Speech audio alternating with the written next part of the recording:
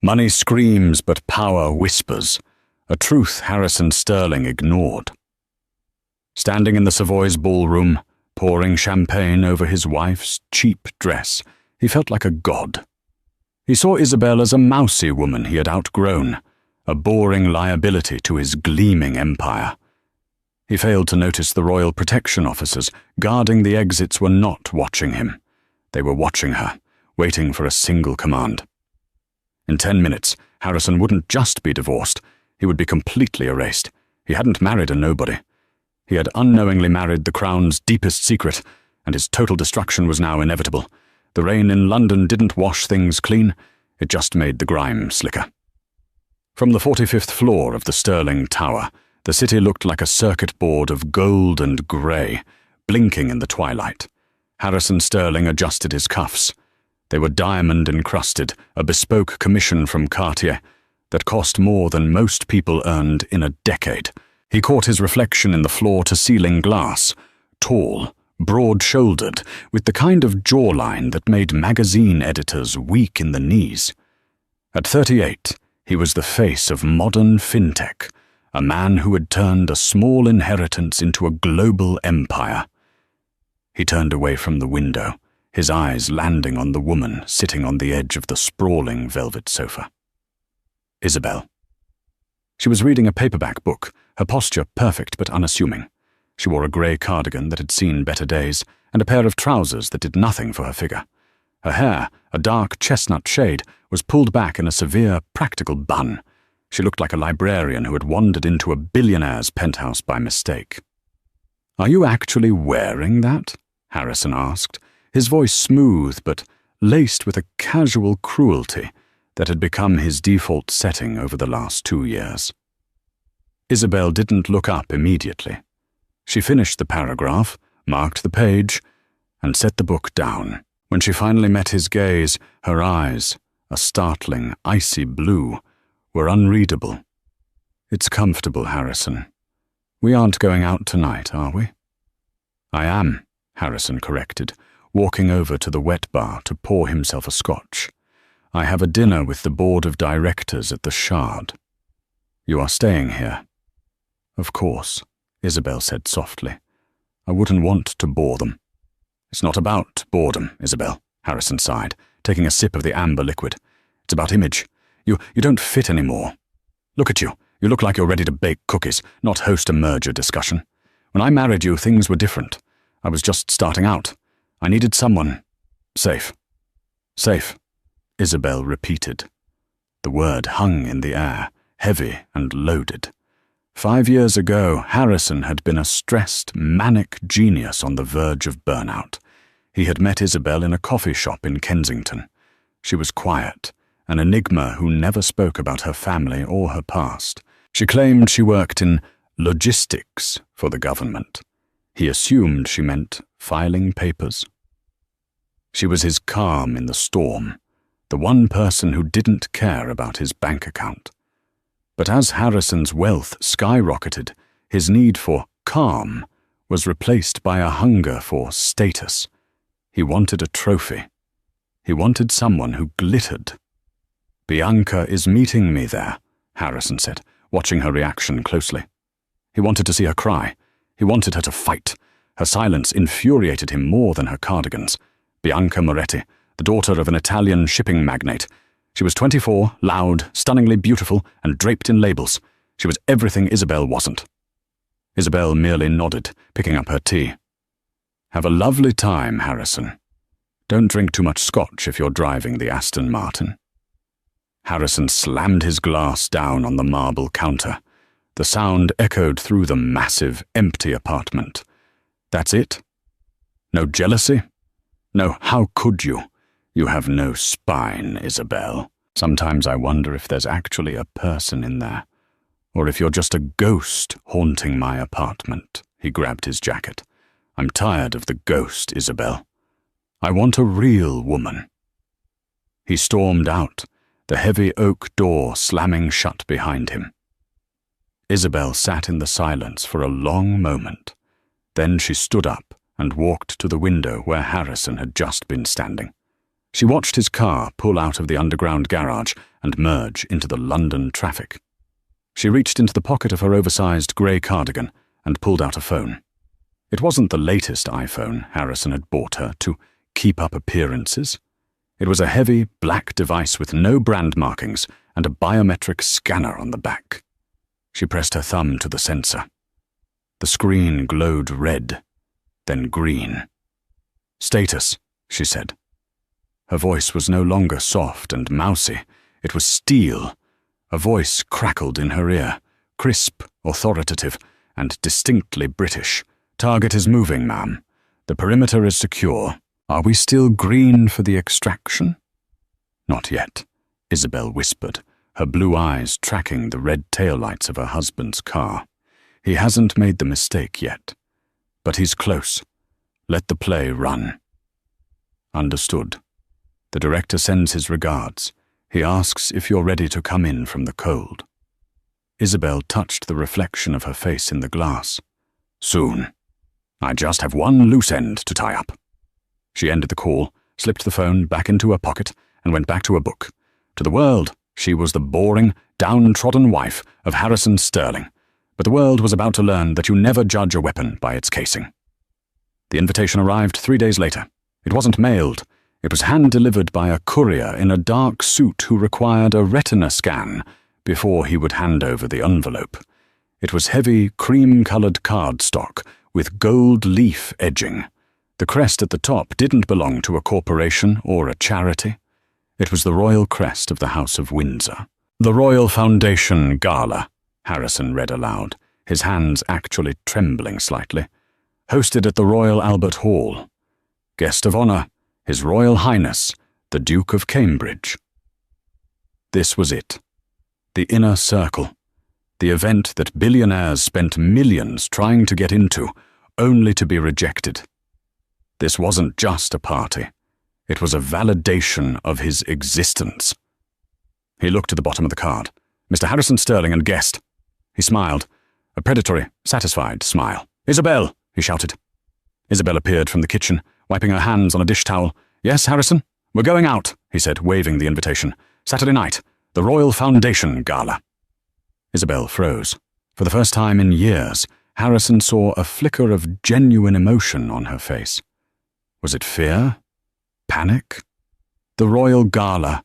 she asked, her voice tight. "Harrison, I don't think that's a good idea. I don't do well with those kinds of crowds. The security protocols alone—" "Oh, stop it," Harrison scoffed. "You're acting like you're a fugitive. It's a ball, Isabel. You drink champagne, you smile, and you try not to embarrass me." He walked up to her, looming over her. "And speaking of embarrassing me, we are going to fix this." He gestured vaguely at her entire body. "I've hired a stylist. She's coming tomorrow. No more cardigans. You are going to wear what I tell you to wear, and you are going to look like a Sterling." "Harrison, please," Isabel said, taking a step back. "Take Bianca. She loves this sort of thing. I'll stay here." "I can't take Bianca," Harrison snapped. "The vetting for this event is insane. They ran a background check on us as a couple months ago, apparently. If I show up with a mistress, the conservative old money in that room will ostracize me before I get through the door. You are my wife. You are the prop I need to look stable and respectable." He leaned in close, his cologne overpowering. "You owe me this, Isabel. I pay for your food, your roof, your pathetic little life. For one night, you will earn your keep." Isabel looked down at the floor. "Okay, Harrison, I'll go." "Good." He checked his watch. "I'm meeting Bianca for lunch. The stylist will be here at 9 a.m. sharp. Don't be difficult." When he left, Isabel didn't go back to the kitchen. She went to the master bedroom, opened the safe in the back of the closet, using the code Harrison thought she didn't know, and retrieved a small velvet box. Inside was a simple silver signet ring. It looked old, tarnished, and worthless. She slipped it onto her pinky finger. It fit perfectly. "He wants a show," she whispered to the empty room. "I'll give him a show." Saturday arrived with a storm of activity. The stylist, a frantic woman named Chloe, arrived with racks of gowns. Harrison, however, had already pre-selected the dress. It was a disaster. It was a neon pink taffeta monstrosity that looked like something a teenager would wear to prom in the 1980s. It was tight, garish, and completely inappropriate for a royal gala. He specifically requested this one, Chloe said apologetically, holding up the dress. He said he wants you to look youthful and vibrant. Isabel touched the cheap fabric. She knew exactly what Harrison was doing. He wasn't trying to make her look good. He was setting her up. He wanted her to look ridiculous so that he could shine by comparison, the sophisticated husband burdened with the tasteless wife. It was a power move to justify leaving her later. "Look at her," he would say to his friends. "How can I take her seriously?" "Put it on," Harrison's voice boomed from the doorway. He was already dressed in a midnight blue tuxedo, looking every inch the tycoon. Isabel stared at the dress. She could refuse. She could pull rank. One phone call and she could have Harrison's security clearance revoked and his bank accounts frozen. Not yet, the discipline in her mind whispered. The trap needs to be fully set. "It's lovely, Harrison," she lied. She put on the dress. It pinched in the wrong places. It clashed with her pale skin. When she stepped out, Harrison smirked. "Perfect," he said. "You look visible." He grabbed her arm, his grip bruising. "Now listen to me. Tonight, you speak only when spoken to. If the Duke or anyone of importance approaches us, you nod and smile. Do not talk about your knitting or your books, or whatever boring nonsense fills your head. Am I clear?" "Crystal," Isabel said. They took the elevator down to the waiting limousine. As the driver opened the door, Harrison's phone buzzed. He checked it and grinned. "Change of plans," he told the driver. "Stop at the Dorchester first." "Why?" Isabel asked. "Bianca is coming with us," Harrison said casually, checking his reflection in the car window. Isabel went rigid. "You said you couldn't bring her. You said it was a security risk." "I pulled some strings," Harrison laughed. "She's coming as my executive assistant. She'll be at our table. Try not to be jealous, Isabel. It's unbecoming." The car wove through the London streets. When they picked up Bianca, she was wearing a gown that looked like it was woven from liquid diamonds. It was sleek, backless, and cost more than a house. "Harrison!" she squealed, sliding into the car and kissing him deeply, right in front of Isabel. She pulled back and looked at Isabel, her eyes widening in mock horror. "Oh, honey," Bianca cooed, scanning the neon pink dress. "Did you lose a bet? You look like a gender reveal party balloon." Harrison roared with laughter. "I told you she has no taste, Tiff." Isabel said nothing. She turned her head and looked out the window as the limo approached the Royal Albert Hall. The streets were lined with barriers and crowds. Police motorcycles were everywhere. She saw the insignias on the uniforms of the officers guarding the perimeter. Not just regular police. The Royalty and Specialist Protection Command. Reyes P. She recognized the sergeant at the main gate, a man named Miller. 5 years ago, she had pulled Miller out of a burning convoy in Kabul. Isabel smiled, a faint, dangerous curling of her lips. "We're here," Harrison announced, adjusting his tie. "Game time. Isabel, stay 3 steps behind us. I need the paparazzi to get a clear shot of me and Bianca." "As you wish," Isabel said. They stepped out of the car. The flashbulbs erupted like lightning. Harrison waved, Bianca posed, and Isabel stepped into the shadows, the neon pink dress beaming like a beacon of humiliation. But as she walked past the first line of security, she saw Sergeant Miller's eyes lock onto her. He stiffened. His hand went to his earpiece. Isabel made a subtle motion with her left hand, a quick, sharp tap against her thigh. "Stand down. Hold position." Miller blinked, his face a mask of shock, but he gave a barely perceptible nod. Harrison didn't notice. He was too busy guiding Bianca up the red carpet. He had no idea he had just walked his mistress and his wife into the lion's den, and the lion was the one wearing pink taffeta. The Royal Albert Hall was a cavern of gold leaf, red velvet, and old money. The air smelled of expensive perfume, aged mahogany, and the distinct metallic scent of exclusion. As Harrison, Bianca, and Isabel entered the grand hall, the murmur of conversation didn't stop, but heads turned. It wasn't the look of admiration Harrison was used to. It was the sharp, judging side-eye of the British aristocracy witnessing a fashion disaster. Isabel's neon pink dress screamed against the muted elegance of the gala. She looked like a highlighter pen dropped in a box of antique jewelry. "God," Harrison muttered, gripping his champagne glass so hard his knuckles turned white. "Everyone is looking at us. Isabel, try to stand behind a pillar or something." "You chose the dress, Harrison," Isabel said calmly, scanning the upper balconies. Her eyes weren't looking at the guests. She was counting the thermal cameras and the shadowed figures of the counter-sniper teams stationed in the rafters. "Sector 4 is weak," she noted internally. "Sightlines are compromised by the floral arrangements." "I chose it so you'd look fun," Harrison hissed. "Not so you'd look like a demented flamingo. Just go get me a drink, and don't talk to anyone." Isabel took his empty glass. Of course. As she walked towards the bar, she felt the eyes of the room on her. She heard the snickers. "Who is that?" A woman in emerald silk whispered loudly. "That's Sterling's wife. Can you believe it? No wonder he brought the mistress." Isabel kept her face blank. She reached the bar, ordering a scotch for Harrison and a sparkling water for herself. Standing next to her was a man Isabel recognized immediately. Charles Archibald, Harrison's fiercest competitor in the banking sector. Charles turned, swirling his martini. He looked Isabel up and down with a sneer of amusement. "Mrs. Sterling, I presume? Or are you the entertainment for the evening?" Isabel picked up her water.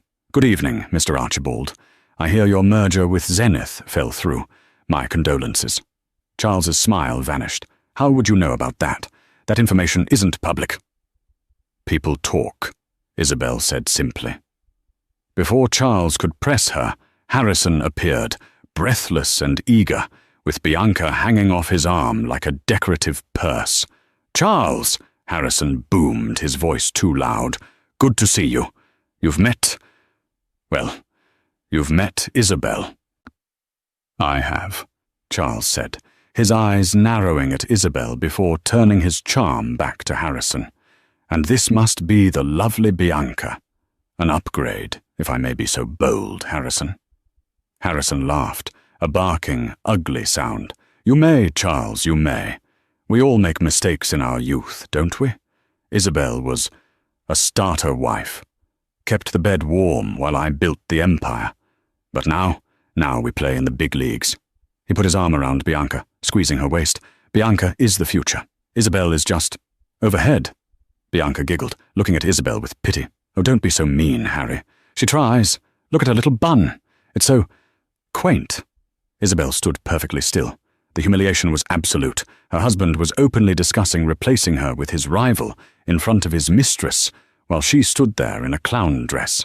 "You know," Charles said, leaning in conspiratorially, "the rumor is that the Duke is looking for new private investment partners for the Royal Duchy, billions in liquidity. I'm planning to make my introduction tonight." "Get in line," Harrison smirked. "I've already had my team prepare a portfolio. Once the Duke meets me, he'll see that Sterling Global is the only choice. I just need to get FaceTime." "Well," Charles laughed, gesturing to Isabel with his glass, "just make sure you don't introduce him to her. The royal family values decorum. One look at that pink nightmare, and the Duke will think you're running a circus." Harrison's face darkened. He turned to Isabel, his eyes full of loathing. "He's right," Harrison snapped. "You're a liability." He grabbed the glass of red wine from a passing waiter's tray. "Oops," Harrison said deadpan. He tilted his hand. The dark crimson liquid poured down the front of Isabel's neon pink dress. It soaked into the cheap taffeta, turning it into a splotchy, gruesome mess. The surrounding circle of guests gasped. A few laughed. "Oh no!" Bianca cried, her hand over her mouth, failing to hide a smile. "You're so clumsy, Harrison." "It was an accident," Harrison said loudly, for the benefit of the onlookers. Then he leaned into Isabel's ear, his voice a venomous whisper. "Go to the bathroom and clean yourself up. Better yet, stay there. Don't come out until the speeches are over. If you ruin my chance with the Duke, I will leave you destitute. Do you understand?" Isabel looked down at the wine stain. It looked like a gunshot wound in the center of her chest. She looked up, meeting Harrison's eyes. For a split second, the facade dropped. The icy blue eyes flared with a terrifying intensity. Harrison flinched, instinctively stepping back, though he didn't know why. "I understand perfectly, Harrison," she said. Her voice was low, devoid of the trembling sadness he expected. "Enjoy your moment. It will be your last." She turned and walked away. But she didn't go to the bathroom. She walked towards the service corridor, guarded by two large men with earpieces. Harrison watched her go, shaking off the sudden chill he'd felt. "Crazy woman," he muttered to Charles. "Totally unstable." Suddenly the lights in the grand hall dimmed. A hush fell over the crowd. The heavy double doors at the far end of the room swung open. The master of ceremonies struck a staff against the floor. "Ladies and gentlemen," the voice boomed, "please rise for His Royal Highness, the Duke of Cambridge."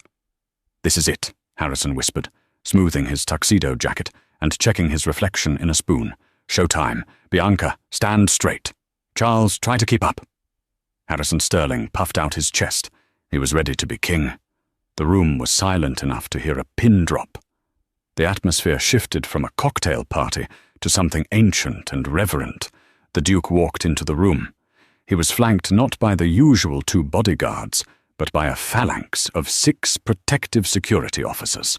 This was high-threat protocol. Harrison frowned. "Why is the security so tight?" he whispered to Bianca. "Maybe he heard I was here," Bianca giggled. "Shut up," Harrison hissed. The Duke moved through the crowd, shaking hands with a select few. He was a tall man with a military bearing, wearing the sash of the Garter. He moved with a practiced ease, but his eyes were scanning the room, looking for something, or someone. Harrison jockeyed for position. He elbowed a breathless debutante out of the way to ensure he was right on the edge of the red carpet runner. "He's coming this way," Harrison said, his heart hammering against his ribs. "Get ready." The Duke drew closer. He stopped to speak to the Mayor of London, then a famous actress. He was 10 feet away, 5 feet. Harrison stepped forward, extending his hand, flashing his $1,000,000 smile.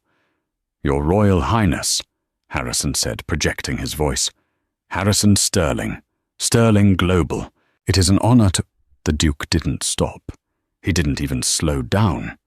His eyes slid over Harrison as if he were a piece of furniture, and not a particularly expensive one. He walked right past Harrison's outstretched hand. Harrison stood there, frozen, his hand hanging in the air. The rejection was public and brutal. Bianca let out a confused squeak. Charles Archibald, standing a few feet away, covered a laugh with a cough. But the Duke wasn't ignoring Harrison to be rude. He was ignoring him because he had spotted his target. The Duke stopped dead in the center of the room. He looked toward the side of the hall, near the large marble pillars, where the shadows were deepest. "Commander," the Duke said. His voice, usually modulated for speeches, carried a tone of genuine shock and warmth. The crowd turned. Harrison turned. Stepping out of the shadows was Isabel. She was still wearing the wine-stained neon pink dress. Her hair was still in the mousy bun, but something about her had changed. Her shoulders were back, her chin was high.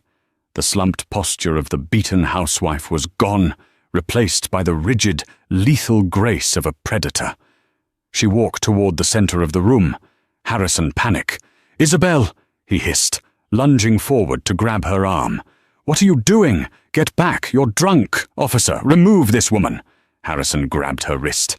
In a blur of motion too fast for the onlookers to process, Isabel twisted her wrist, locked Harrison's elbow, and drove her thumb into a pressure point on his forearm. Harrison yelped, his knees buckling as he lost all feeling in his hand. She didn't break his arm, but she immobilized him instantly. "Stay down, Harrison," she said. Her voice wasn't loud, but it carried across the silent room. Suddenly, the 6 royal protection officers flanking the Duke moved. Harrison thought they were coming to arrest Isabel. He started to shout, "She's assaulting me! Arrest her!" But the officers didn't grab Isabel. They formed a line in front of her. Then, in perfect unison, they snapped their heels together. Clack! The sound echoed like a gunshot. 6 hands rose to 6 brows. They saluted her. Not a polite wave, but a full military salute reserved for superior officers.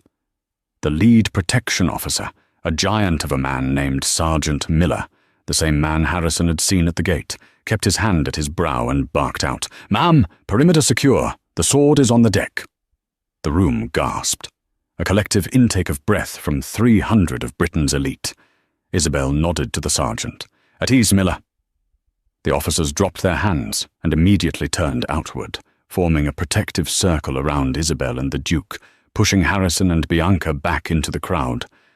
Harrison was on his knees, clutching his numb arm, his brain unable to compute what he was seeing. His mousy wife, his charity case. The Royal Guard was taking orders from her?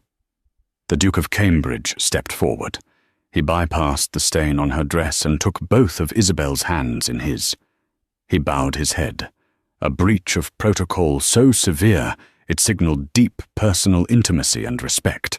"Isabel," the Duke said, his voice thick with emotion, "we were told you were dead. The Grim Reaper of Kabul. We thought we lost you 5 years ago." "I needed to disappear, sir," Isabel replied, her voice steady. "Retirement didn't suit me. But I've been watching." "The service hasn't been the same without its commander," the Duke said. He looked at the pink dress, then at the wine stain. His expression hardened into royal ice. He looked past Isabel to Harrison, who was scrambling to his feet, pale and shaking. "Is this him?" the Duke asked, his voice dropping to a dangerous register. "The cover." "That is Harrison Sterling," Isabel said, looking at her husband with a detachment that was far crueler than hate. "He was useful. For a time. He provided a very convincing background of mediocrity." "Mediocrity?" Harrison sputtered, finding his voice. "I am a billionaire. I am the CEO of Sterling Global. Isabel, tell him. Who are you? What is going on?" The Duke looked at Harrison with a mixture of disgust and pity. "Mr. Sterling," the Duke said coldly, "you are under the impression that you have been humiliating your wife. In reality, you have been housing Dame Isabel Pendragon, Knight Commander of the Victorian Order and the former Director of Royal Specialist Protection. She has saved my life 3 times. She has saved my grandmother's life twice." The Duke paused, letting the weight of the titles crush Harrison. "You poured cheap wine on a woman who has taken bullets for the crown," the Duke continued. "I suggest you leave. Now, before Sergeant Miller remembers that he is currently off the clock and decides to teach you some manners." "Oh!" Bianca, realizing the ship was sinking, tried to slink away into the crowd. "Not you, Miss Moretti," Isabel said. Bianca froze. Isabel reached into the pocket of her sodden pink dress and pulled out the black biometric phone. She tapped the screen once. The massive screens behind the stage, intended to show the charity presentation, suddenly flickered. "Since we are sharing truths," Isabel said, her voice amplifying as she was handed a microphone by a scrambling technician. "Let's look at your portfolio, Harrison." On the giant screen, documents appeared. Not bank statements. Wire transfers. Harrison Sterling didn't build his empire on genius, Isabel announced to the room. He built it on laundering money for the Bratva through shell companies in the Caymans. I spent 5 years collecting the evidence. I just needed him to bring me into the same room as the director of the MI5 to hand it over. She pointed to a grey-haired man in the back of the room who was currently sipping champagne and nodding slowly. "The extraction is complete," Isabel said into the microphone. "Burn it down." Harrison Sterling looked at the screen. He looked at the Duke. He looked at his wife. "Isabel," he whimpered. Isabel smiled. It was the first genuine smile he had seen in years. "My name isn't Isabel Sterling," she said, "and you're broke, Harrison." The silence in the Royal Albert Hall shattered. It didn't break with applause, but with the chaotic, terrifying noise of a life being dismantled in real time. Harrison Sterling stood amidst the ruins of his reputation. The giant screen above him was still cycling through damning PDFs, emails to known cartel operatives, wire transfers disguised as charity donations, and blueprints for illegal offshore servers. "This is fake!" Harrison screamed, his voice cracking. He looked around the room, desperate for an ally. "Charles, tell them! You know how these hackers work. They're framing me." Charles Archibald took a sip of his martini, his face a mask of cool indifference. He took a deliberate step backward, widening the gap between himself and Harrison. "I'm afraid I don't know you well enough to say, Mr. Sterling. In fact, I believe we've never met." The betrayal stung, but it was nothing compared to the movement at the doors. The heavy oak doors swung open again. This time it wasn't royalty entering. It was a squad of officers in tactical gear, emblazoned with the logo of the NCA, the National Crime Agency. "Harrison Sterling!" a lead officer shouted, his voice booming over the PA system. "Secure the target!" Harrison stumbled back, bumping into Bianca. "Do something!" he yelled at her. "Call my lawyers! Call the Prime Minister!" Bianca, watching the armed officers swarm the room, made a calculation. She looked at Harrison, sweating and ruined, and then at Isabel, who stood encased in a protective ring of royal guards, looking like a warrior queen despite the wine-stained pink dress. "I didn't know!" Bianca shrieked, throwing her hands up. She turned to the nearest camera crew, tears streaming down her face instantly. "I didn't know! He tricked me! I'm a victim here!" She shoved Harrison away from her. "Get away from me, you criminal!" Harrison stared at her, stunned. "Bianca! Don't talk to me!" she sobbed, playing to the crowd. Isabel watched this display with a cold, clinical detachment. She stepped forward, the Royal Protection officers parting to let her pass. She stopped 2 feet from Harrison. "The lawyers won't answer, Harrison," Isabel said softly, "because I froze the retainer fees 5 minutes ago. And the Prime Minister? He's currently being briefed on how your fintech company was actually a funnel for North Korean cyber theft. You're radioactive." Harrison looked at her. Really looked at her. For 5 years he had seen a dull, grey woman who existed to serve him. Now he saw the sharp angles of her face, the intelligence burning in her eyes, the posture of a woman who had hunted men far more dangerous than him. "Why?" Harrison whispered, the fight draining out of him. "Why did you stay? If you were this super spy, why did you stay for 5 years? Why did you let me treat you like trash? Why did you wear the cardigans? The insults? The boredom?" Isabel tilted her head. "Because, Harrison, the ghost algorithm you used to hide your money was good. It was military-grade encryption. The only way to crack it was to have physical access to your biometric data every single day for years. I needed your retina scans while you slept. I needed your fingerprints from your wine glasses. I needed to map your voice patterns." She took a step closer, her voice dropping to a whisper only he could hear. "I didn't stay because I was weak. I stayed because I was working.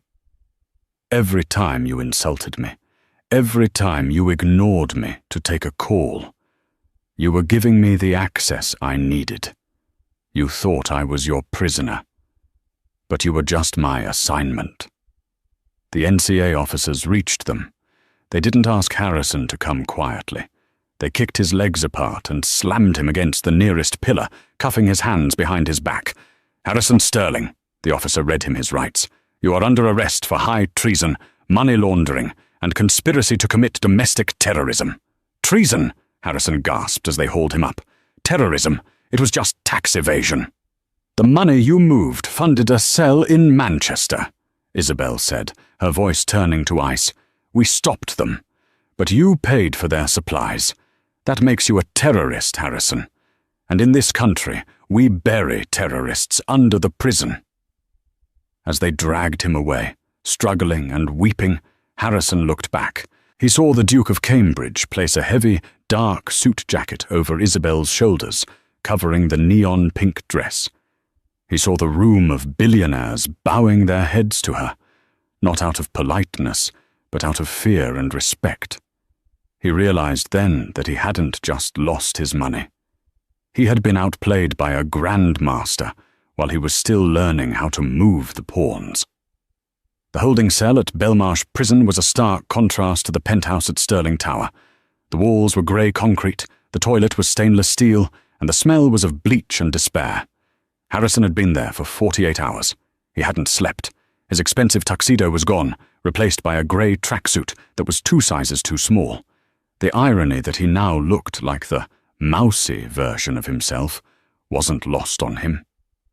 The heavy steel door buzzed and clicked open. Harrison jumped up. "My lawyer? Is it my lawyer?" It wasn't. A woman walked in. She was wearing a tailored navy suit that screamed government authority. Her hair was no longer in a bun. It hung loose in sharp, glossy waves. She wore stiletto heels that clicked ominously on the concrete floor. It was Isabel. But it wasn't his Isabel. There was no softness in her face, no hesitation. She carried a thick file folder and a takeaway coffee cup. She didn't sit. She stood by the metal table, looking down at him. "Comfortable?" she asked. "Isabel, thank God." Harrison rushed forward, but stopped when she raised a single finger. The gesture was so commanding he froze instantly. "The name is Dame Pendragon," she corrected him, "or Commander. I'll answer to either. But Isabel Sterling no longer exists. I filed the annulment papers this morning. It was quite easy, considering the marriage was technically an undercover operation sanctioned by the Crown. It never legally happened." Harrison slumped onto the metal bench. "You have to get me out of here. I can fix this. I have money stashed away. Accounts you don't know about. The Zurich safety deposit box. The diamonds in Singapore." Isabel took a sip of her coffee. The Zurich box contained $3 million in bearer bonds. We seized it at 0900 hours yesterday. The diamonds in Singapore were recovered by local authorities an hour later. You have nothing, Harrison. You are currently $400 million in debt to the British government for unpaid taxes and fines. Harrison put his head in his hands. Bianca? Does she know? Bianca Moretti is currently in the cell next to yours, Isabel said, a hint of amusement in her voice. She's singing like a canary. She told us about the bribes you paid to the port authorities in Dover. She's trying to cut a deal. She's a traitor, Harrison yelled. She's a survivor, Isabel shrugged. Like me. Only I'm better at it. She tossed the file folder onto the table. It slid across and hit his arm. What is this? Harrison asked. A plea deal, Isabel said. Harrison opened it. His eyes widened. Life imprisonment? This is a deal? It's better than the alternative, Isabel said, leaning in. The cartel you were laundering money for? The Vipers? They aren't happy that their accounts have been frozen. They know you're the weak link. If you go to general population, you won't last a week. Someone will shank you in the shower for the price of a pack of cigarettes. Harrison turned pale. This deal, Isabel tapped the paper, puts you in a maximum security wing. Solitary confinement. 23 hours a day in a box. But you'll be alive, you'll be safe. You want me to rot in a box for the rest of my life? Harrison whispered. After everything. Isabel, I loved you. In my own way, I loved you. Isabel's expression finally cracked. A flash of genuine anger broke through the professional mask. No, you didn't, she said sharply. You loved having a pet. You loved having someone to kick when you felt small. You loved the power. You humiliated me in public, Harrison. You made me feel small so you could feel big. Do you know how hard it is to pretend to be weak when you know you could kill a man with your bare hands. She leaned across the table, her face inches from his. I sat there for 5 years. I listened to you chew your food. I listened to your snoring. I listened to your petty, cruel insults, and I took it. For Queen and country, I took it. But don't you dare insult my intelligence by telling me you loved me. She straightened up, smoothing her jacket. Sign the paper, Harrison. Or take your chances with the vipers. It makes no difference to me. I'm just tying up loose ends. Harrison looked at the paper. He looked at the woman he had underestimated. He realized that the cage he thought he had put her in was actually a camouflage blind she had built for herself. He picked up the pen with a trembling hand. "What happens to you now?" he asked, his voice hollow. "Do you go back to being a spy?" Isabel smiled. It was a terrifying smile. "I was never just a spy, Harrison. I'm the one who trains them. And tomorrow, I have a date." "A date?" Harrison blinked. "With who?" "With the Duke," Isabel said, walking toward the door. "He needs a new head of security, and he seems to appreciate a woman in uniform." She knocked on the steel door. "Guard, we're done here." "Wait!" Harrison cried out as the door opened. "Isabel, what was real? Was any of it real? The nights we watched movies? The anniversary dinner in Paris? Was any of it real?" Isabel paused in the doorway. The harsh prison lights haloed her silhouette. "The Paris trip was real," she said thoughtfully. "The crème brûlée was excellent. And I genuinely enjoyed the book I was reading when you poured wine on me. Other than that..." She looked back at him one last time. Harrison Sterling never existed. He was just a costume you wore. And now the show is over. The heavy door slammed shut with a finality that echoed in Harrison's soul. He was alone in the silence, with only a pen and a confession to keep him company. 365 days. That was how long it had been since the champagne glass shattered on the floor of the Royal Albert Hall.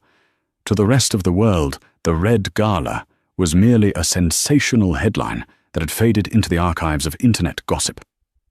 To the City of London, it was a cautionary tale about due diligence, but inside the high walls of HMP Wakefield, time did not fly. It dragged, heavy and suffocating, like a wet wool blanket. Harrison Sterling, once the titan of fintech, the man who had claimed to own the skyline, was now just another number in the system. Inmate 9432. He sat on the edge of his bunk, staring at the peeling grey paint of the cell wall. The man who used to moisturize with imported creams now had skin that was pasty and grey, starved of sunlight. His hair, once a thick, gelled mane of arrogance, was thinning rapidly, revealing the scalp of a man aged by stress and total ruin. His job assignment was in the prison library. It was a cruel irony the universe had cooked up for him. He spent 6 hours a day organizing paperback thrillers and dog-eared legal dictionaries. He, who used to move billions of dollars with a single keystroke, was now entrusted only with the task of aligning spines on a metal shelf. "Sterling, movement!" a guard barked, rapping a baton against the bars. "Common room, 1 hour." Harrison shuffled out. He kept his head down. In Wakefield, affectionately known as Monster Mansion, eye contact was a currency he couldn't afford to spend. He found a corner in the crowded, sweat-smelling recreation room. A group of inmates was gathered around the small, bolted-down television set, jeering and cheering. "Turn it up, will ya?" A burly inmate with a spiderweb tattoo on his neck shouted. "It's the Jubilee. The flyover is starting." Harrison looked up, his eyes weary. The screen was grainy, but the image was unmistakable. It was a live feed from the mall in central London. The sun was blazing down on the sea of Union Jacks. The commentary was breathless, describing the pomp and circumstance of the royal procession. "And there is the balcony appearance," the news anchor's voice crackled through the tinny speakers. "Her Majesty, accompanied by the Duke of Cambridge." The camera zoomed in on the balcony of Buckingham Palace. The roar of the crowd on the television was deafening. But Harrison didn't look at the monarch. His gaze was magnetized to the figure standing just over the Duke's right shoulder, partially shadowed by a stone pillar, but undeniably present. She wasn't wearing the mousy cardigans of the past. She wasn't wearing the neon-pink disaster he had forced upon her.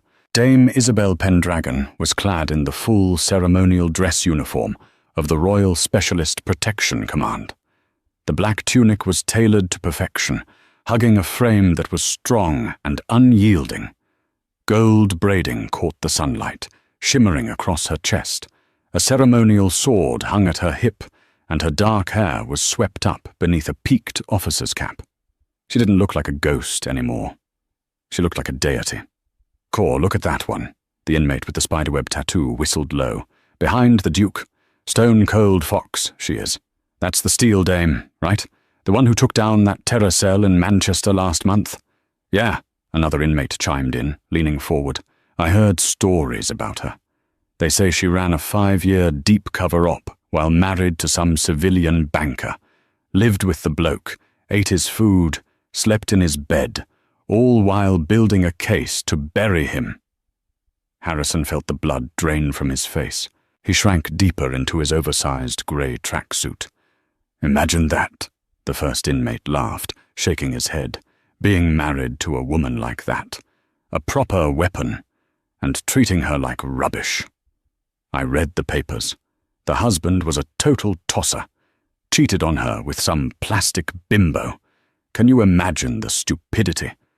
You have a lioness at home, and you go out looking for a stray cat. I bet he's kicking himself now," the second man sneered. "If he ain't already dead." Harrison said nothing. He stared at the screen, watching Isabel lean in to whisper something to the Duke. The Duke turned, his royal mask breaking into a genuine, warm smile. He placed a hand on Isabel's arm, a gesture of profound trust and camaraderie. It was a look Harrison had never received, not once, in 5 years of marriage. He realized then, with a crushing weight that nearly buckled his knees, that he hadn't just lost his fortune. He had been living with a legend, and he had been too blinded by his own reflection to see her. 5 miles away, in a grimy suburb of South London, the atmosphere was far less sterile but equally bleak. Bianca Moretti wiped a rag across the counter of Coffee and Go. The rag was grey, the water was lukewarm, and the smell of burnt beans clung to her hair like a second skin. Her deal with the serious fraud office had kept her out of a cell, but it had stripped her of everything else.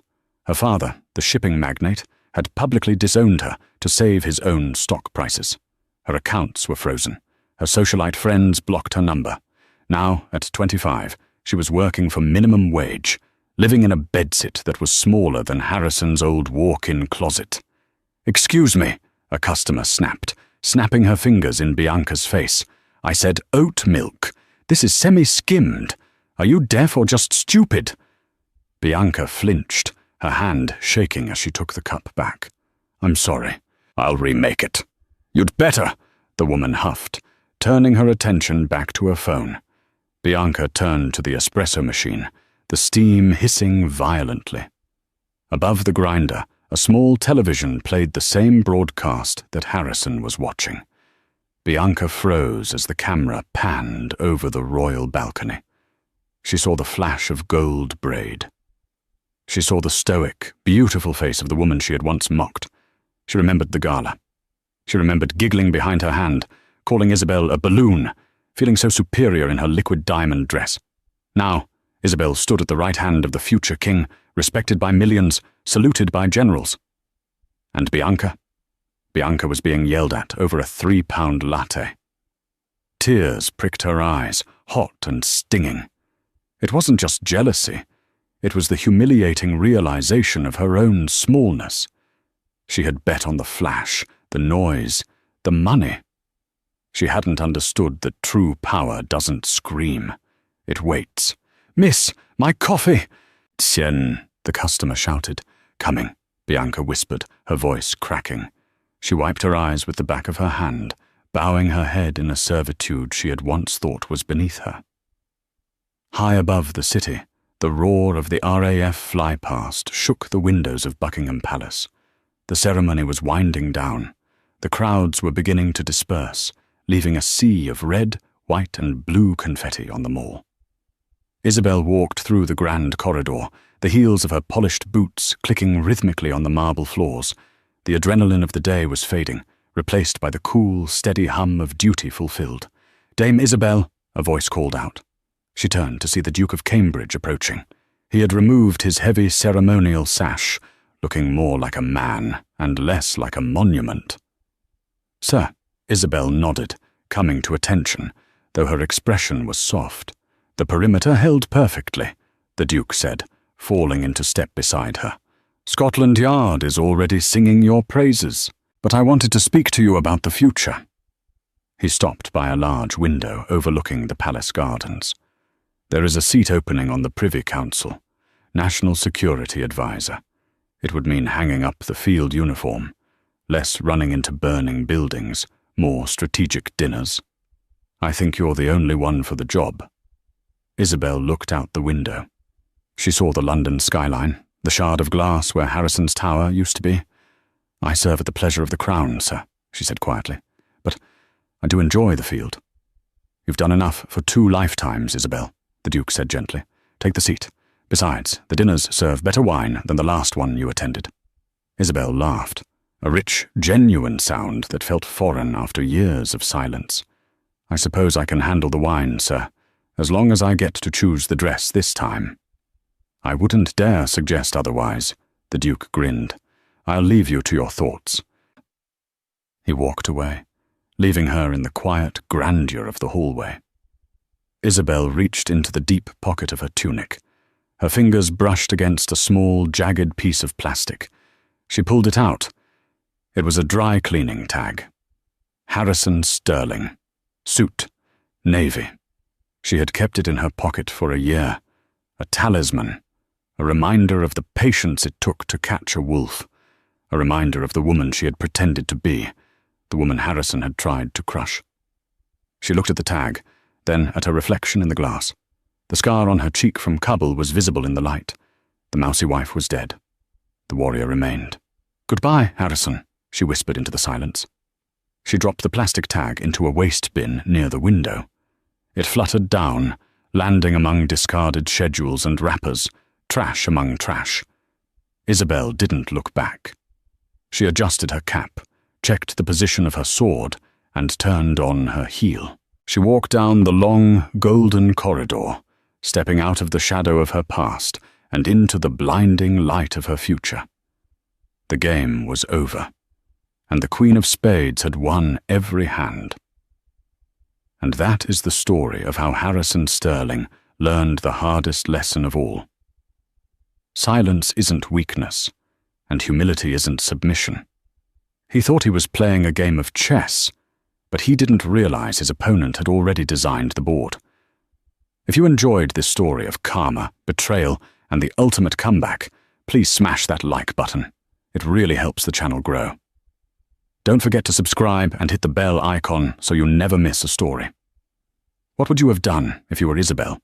Would you have waited 5 years, or would you have taken revenge sooner? Let me know in the comments below. Thanks for watching, and remember, be careful who you underestimate.